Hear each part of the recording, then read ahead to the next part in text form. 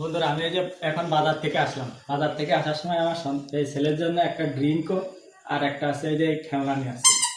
এখন হচ্ছে আমি আমার ছেলেকে এটা দিব, তার অনুভূতি কি হয় আমি দেখবো। তা আপনারাও দেখার জন্য সাথে থাকুন।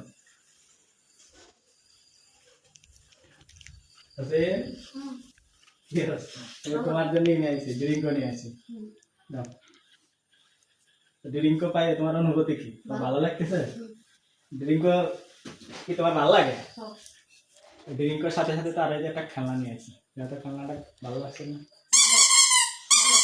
হ্যাঁ, ভালো। এটা ভাই তোমার খুশি লাগতেছে না? তো খুশি হয়ে আমার কি দিবা?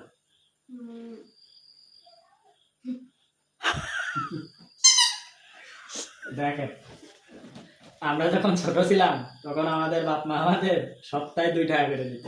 8 দিন হইলে 2 টাকা করে দিত। সেই 2 টাকা দিয়ে খাজা কিনে খাইতাম। আর অনুভূতি কি ছিল? ওই 2 টাকা পেয়ে এত আনন্দ করতাম যে 2 টাকা দিয়েছে, 2 টাকা কত খাজা হয়ে।